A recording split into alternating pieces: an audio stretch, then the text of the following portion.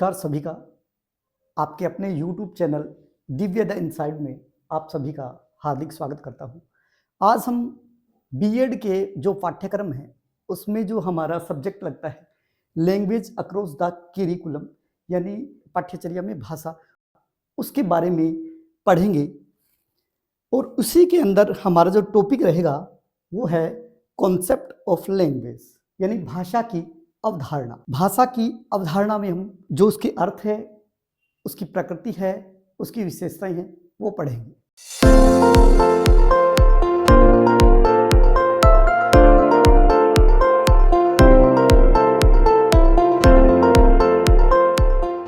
भाषा का अर्थ यानी मीनिंग ऑफ लैंग्वेज।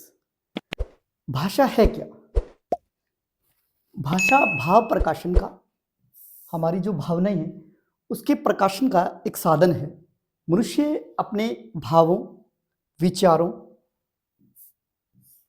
एवं अनुभूतियों को भली भांति केवल ध्वनि संकेतों के माध्यम से ही प्रकट कर सकता है। यानी मनुष्य है वो अपने भाव है, विचार है, अपनी अनुभूति है, उसको ध्वनि संकेतों के माध्यम से प्रकट कर सकता है। उसे हम क्या कहते हैं? भाषा कहते हैं। यानी उन सार्थक ध्वनियों को भाषा कहते हैं। यानी हमारी जो ध्वनियां निकलती है उससे क्या है? भाषा बनती है। यानी वो सार्थक ध्वनियां है या निरर्थक ध्वनियां। हम ये कह सकते हैं कि भाषा की मुख्य रूप से दो ध्वनियां हैं। एक तो होती है सार्थक ध्वनियां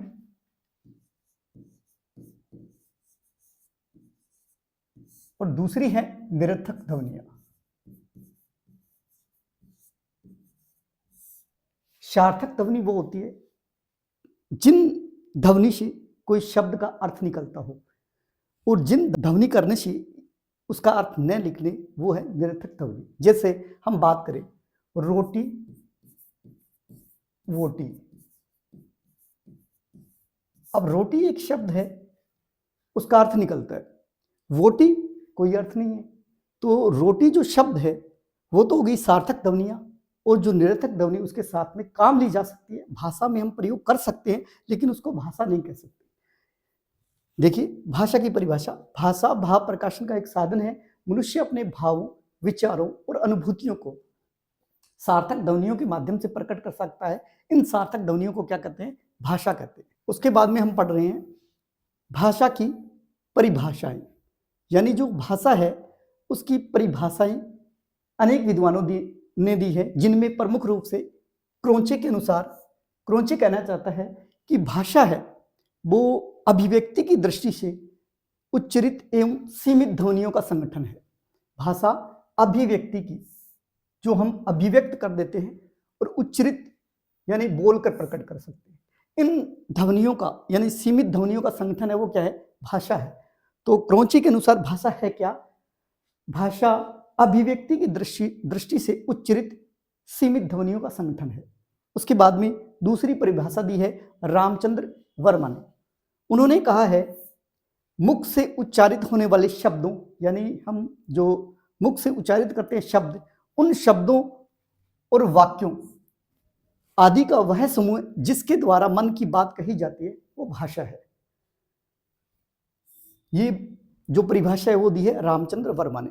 रामचंद्र वर्मा जी कहते हैं कि मुख से उच्चारित होने वाले शब्द यानी शब्दों और वाक्यों, उनका जो समूह है जिनके द्वारा हम कोई भी बात जो मन में विचार आते हैं, उन बातों को हम किसी के सामने प्रकट कर देते, तो वो क्या है? भाषा है। स्वीट महोदय उनके अनुसार भाषा ध्वनियात्मक शब्दों का, यानी ध्वनियात्मक जिनसे ध्वनि उत्पन्न होती है, ध्वनियात्मक शब्दों द्वारा विचारों को प्रकट करना है। यानी हम जब भी कोई शब्द बोलते हैं तो उसकी ध्वनि होगी, तो उन ध्वनियात्मक शब्दों के द्वारा जब हम कोई बात बताते हैं, विचारों को प्रकट कर देते हैं, तो वो क्या बन जाती है? भाषा बन जाती है। ऐसा किसने कहा? स्वीट महोदय ने कहा। उसके बाद में भाषा की परिभाषा है विश्वकोश ब्रिटेनिका के अनुसार। इस शब्द ग्रंथ के अनुसार भाषा यादृच्छिक मौखिक प्रतीकों की व्यवस्था है। यादृच्छिक यानी हम कह सकते हैं किसी ऐसा समूह है जिसमें से हम कुछ भी निकालें और उस समूह को हम कह सकें कि इसका ये अर्थ निकलता है। जैसे उदाहरण तौर पर हम लेते हैं, मान लो एक गेहूं का ढेर पड़ा हुआ है, उसमें से हमने गेहूं का कुछ अंश निकाला, उस अंश को देख के हम कह सकते हैं कि इस गेहूं की क्वालिटी कैसी है। इसी तरह भाषा कहते हैं, भाषा यादृच्छिक मौखिक प्रतीकों की व्यवस्था है जिसके द्वारा मनुष्य समाज और संस्कृति के सदस्य होने के परस्पर अपने विचारों को और भावों को आदान प्रदान करते हैं। यानी भाषा है वो मौखिक बोलने के जो हमारे शब्द है, वो कौन सी भाषा में से हम जो प्रतीक शब्द बने हुए हैं, वो कौन सा भी शब्द हम यूज कर सकते हैं, उसका प्रयोग कर सकते हैं। तो भाषा यादृच्छिक यानी जो हम कोई भी शब्द ले सकते हैं, वो मौखिक प्रतीकों की व्यवस्था है। यानी एक शब्द के कई पर्यायवाची हो सकते हैं, जो हमें उचित लगे वो शब्द ले सकते हैं, जिसके द्वारा मनुष्य समाज और संस्कृति के सदस्य होने के कारण वो अपने विचारों को और भावों को प्रकट कर सकता है। तो वो क्या बन जाती है? भाषा बन जाती है। ये कहा है विश्वकोश ब्रिटेनिका के अनुसार।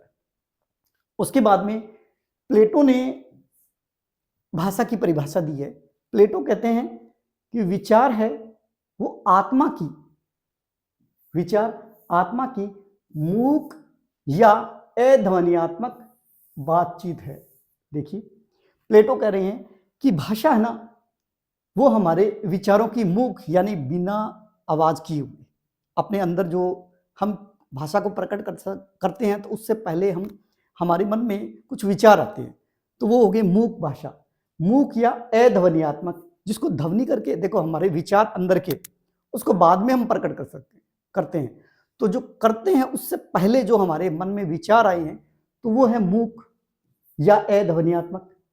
वही विचार जब ध्वन्यात्मक होकर होठों पर प्रकट होते हैं तो वो क्या बन जाती है? भाषा बन जाती है। तो उसे क्या कहते हैं? भाषा कहते हैं। ये कहने वाले हैं प्लेटो। प्लेटो कहते हैं विचार है, हमारे जो विचार है वो आत्मा की मूक व अध्वन्यात्मक बातचीत है।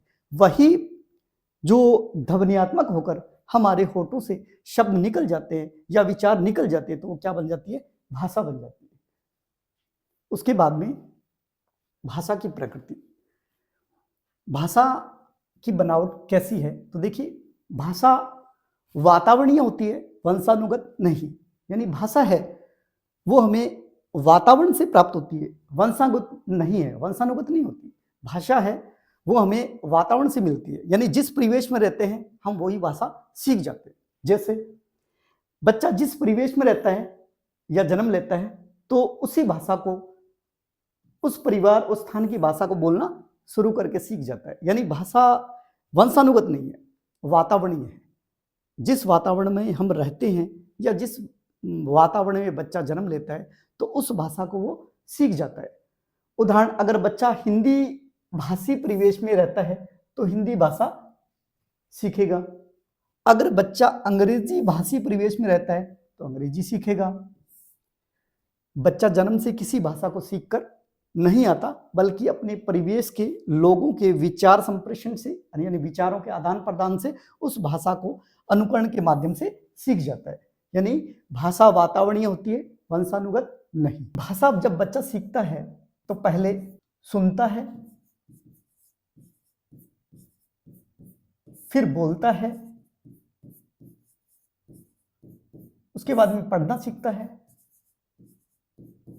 उसके बाद में लिखना सीखता है। यानी हम कहें कि बच्चा है वो भाषा को कैसे सीखता है, तो देखिए पहले वो सुनना सीखता है, उसके बाद में बोलना सीखता है, उसके बाद में पढ़ना सीखता है, उसके बाद में लिखना कहते हैं। इसीलिए कहते हैं कि बोलने के लिए पहले श्रोता होना, सुनना, किसी बात को हम सुनते हैं तो विचार भी अच्छे प्रकट कर सकते हैं। उसके बाद में हम जितना ज़्यादा पढ़ेंगे तो उससे हम क्या है कि इतना विकसित हो जाते हैं कि लिखना भी अच्छा सीख जाते हैं। तो सुनना, बोलना, पढ़ना और लिखना, ये भाषा का क्रम है। यानी भाषा को भी सीखने के लिए पहले सुनना पड़ेगा, उसके बाद में बोलना पड़ेगा, उसके बाद में पढ़ना पड़ेगा, उसके बाद में लिखना पड़ेगा। भाषा परिवर्तनशील होती है। भाषा पर समय स्थान और व्यवहार का प्रभाव पड़ता है। आधुनिक हिंदी में अरबी भाषा है, फारसी भाषा है, उर्दू भाषा है, अंग्रेजी भाषा है, उस सभी भाषाओं का क्या है समावेश होने के कारण इसके स्वरूप में भी परिवर्तन आए। यानी भाषा है वो हमेशा बदलती रहती है। कोई भाषा है उसका कोई फिक्स रूप नहीं है। जैसे जैसे हम भाषा को समृद्ध करते जाएंगे, भाषा का रूप परिवर्तन होता रहेगा। यूं कहें कि भाषा है वो एक होती नहीं है, भाषा अपना रूप बदलती रहती है। जैसे हम बात करें, आज हम जो बोल रहे हैं, हमारे दादाजी बोलते थे उनकी भाषा में, और उसके बाद में पिताजी बोल रहे हैं उनकी भाषा में भी अंतर हो गया। उसके बाद में हम जो बोल रहे हैं उस भाषा में भी अंतर है। इस तरह से हम कह सकते हैं भाषा परिवर्तनशील होती है। भाषा का समय, स्थान और व्यवहार पर भी प्रभाव पड़ता है, और भाषा का रूप हमेशा बदलता रहता है। उसके बाद में नेक्स्ट टॉपिक है भाषा गणनशील होती है। यानी भाषा है वो अपने आप अनेक विचारों को ग्रहण कर लेती है, या यूं कह सकते हैं कि भाषा है उसमें अपने आप शब्दों का समावेश हो जाता है। ठीक भाषा ठीक मानव मस्तिष्क के समान है। यानी हमारा जो मानव मस्तिष्क है उसमें गणन करने की शक्ति होती है, उसी तरह की भाषा है वो गणनशील है। जिस प्रकार मानव मस्तिष्क किसी भी घटना को, परिवर्तन को तुरंत ग्रहण करने की क्षमता रखता है, उसी प्रकार भाषा भी नवीन शब्द है, उसकी अभिव्यक्ति शैली है या लोकोक्ति है, मुहावरे है, उनको ग्रहण कर लेती है। उसके बाद में भाषा की प्रकृति में पढ़ रहे हैं, भाषा परंपरा से संबंधित होती है। जो हमारी भाषा है वो परंपरा से संबंधित है। यानी एक पीढ़ी अपनी भाषा को दूसरी पीढ़ी में हस्तांतरित करती है। भाषा परंपरा से संबंधित है। परंपरा यानी कि जो हमारी पीढ़ी दर पीढ़ी चली आ रही परंपरा है, उसी परंपरा को लेके भाषा भी चली आ रही है।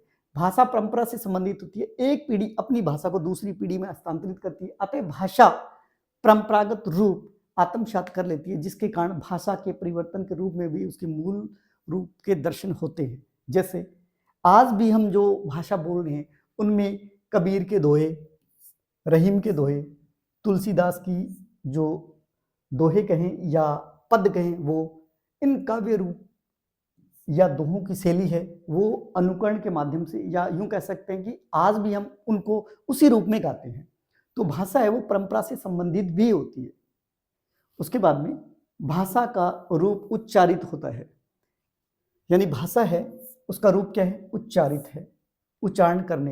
यानी मानव के पास ध्वनियों के उच्चारण की अवयव है। यानी भाषा है उसको बोलने के अवयव है, अतः वह अपने भावों और ध्वनियों संकेतों के माध्यम से व्यक्त करता है।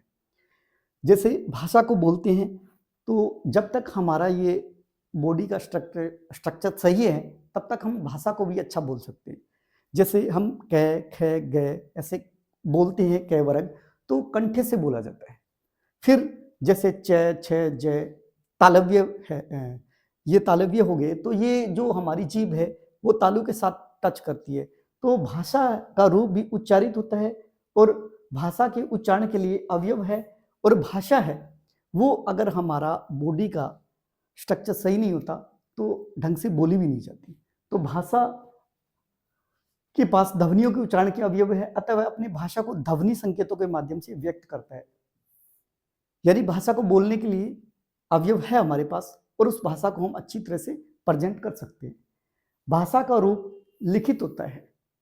भाषा है उसका रूप लिखित होता है। भाषा के विकास के साथ ही मनुष्य ने लिपि के क्षेत्र में भी अनुसंधान किया है। यानी भाषा है उसको लिखने के लिए भी हमें एक लिपि चाहिए होती है। जैसे हमारी जो हिंदी भाषा है, मराठी भाषा है और संस्कृत भाषा है, उसकी लिपि है देवनागरी।